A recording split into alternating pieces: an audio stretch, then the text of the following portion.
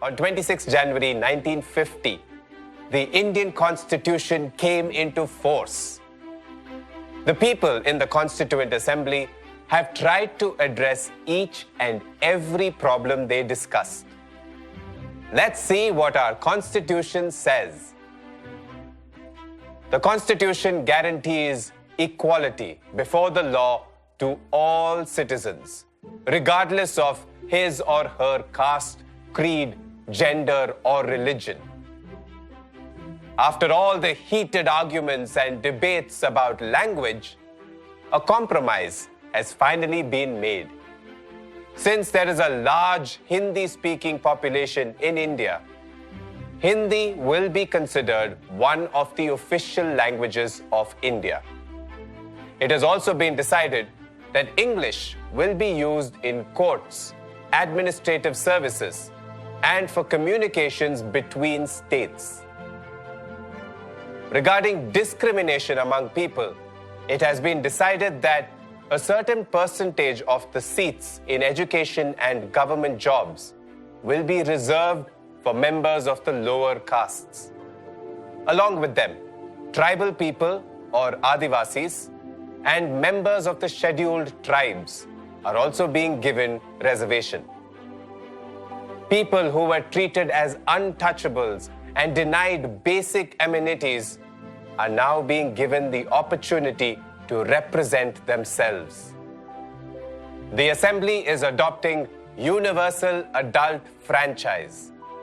Under this, all Indians above the age of 21 will be given the right to vote in state and national elections. This is an important step taken in favor of democracy. In a country where the people were ruled by kings not chosen by them, the people will now be allowed to vote for a person of their choice to lead them. The idea of granting universal franchise in one stroke is remarkable because countries like the United States and the United Kingdom initially gave voting rights to only those men who owned property. It was only later that they added educated men and working class men to the list of those who could vote. After years of struggle over a long period of time, American and British women got their right to vote. One more revolutionary feature of the Constitution is that it offers special privileges to the poorest and the most disadvantaged Indians by abolishing the practice of untouchability. What a great move! There was also an argument regarding the distribution of powers between the central and the state governments. A few members thought that the center's interest should be foremost. A member from Mysore was afraid that under the present system, democracy is centered in Delhi, and it is not allowed to work in the same sense and spirit in the rest of the country. A member from Madras insisted the initial responsibility for the well-being of the people of the provinces should rest with the provincial governments. In order to prevent the concentration of power in the center, members of the Constituent Assembly suggested that power should be distributed to the state governments as well. To maintain a stable relationship between both, 3 lists of subjects were provided.